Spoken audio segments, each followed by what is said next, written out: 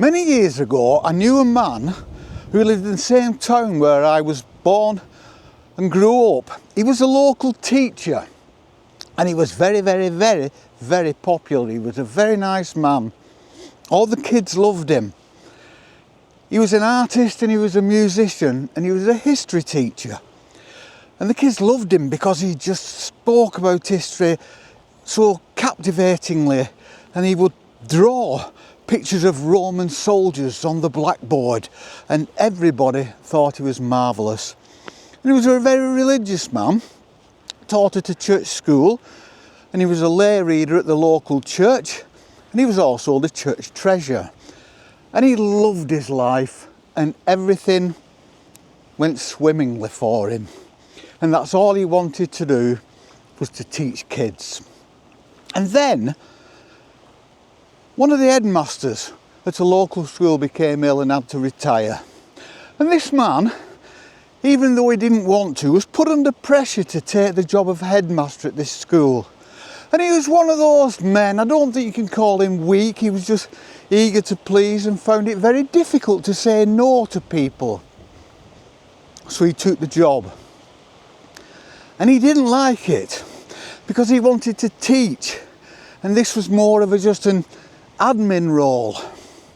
Not only did he not like it, he hated it. It made him ill. It pulled him down. It got to him. It made him depressed. At one point, it made him try to take his own life. But he carried on against it all and carried on with his art and carried on teaching kids music at schools and forming bands that went and toured around the schools and art projects and acting projects within the community. He was that nice a man. And eventually he managed to buy a house, and him and his wife went to live in a 17th century cottage on the moors, on the bottom of the moors, in a beautiful little village near Bolton in Lancashire.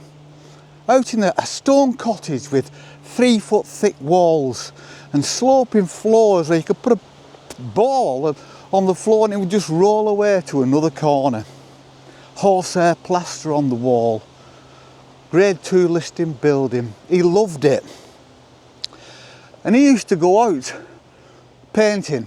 He'd take his easel and watercolours out into the fields, and people would get off the bus and go and walk and sit with him, and they used to call him the artist of Edgeworth, but not for very long, because he only lived there happily for about 18 months before he died of a heart attack at 50. No age at all. And all I'm saying this for is just to tell you, this is what can happen. This is what stress does. So by all means, keep your job in the city, keep your high-powered job, but just learn, do things, be proactive to lessen the stress on your life. This is what my channel is all about. Now, nobody's dictating to you what you should and shouldn't do with your life. All I'm trying to do is to encourage people to live a bit slower, a bit less stress. Try and take yourself out of those situations when you can.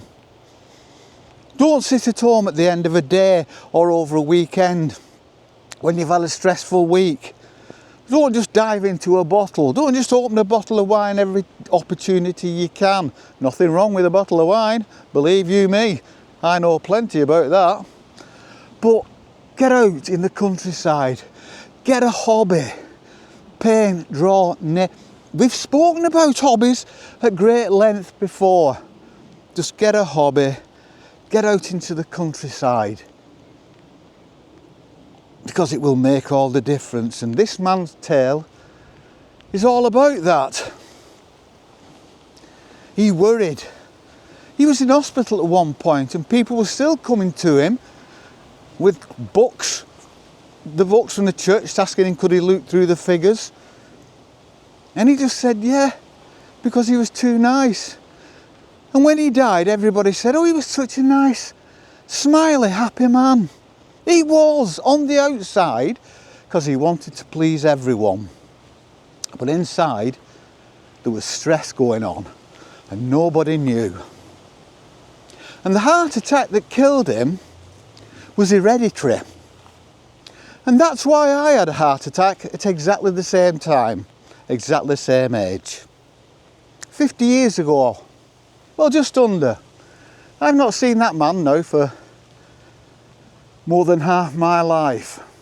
But I think about that man every day, because he was fabulous. And you won't get many people like him. So just remember, whatever life you choose, there is always the opportunity to relieve the stress, to take things a little easier, to not spend as much, so that you don't feel you have to be out there. Don't build the debt so much that you feel that you've got to get out there and bang, bang, bang, bang, bang.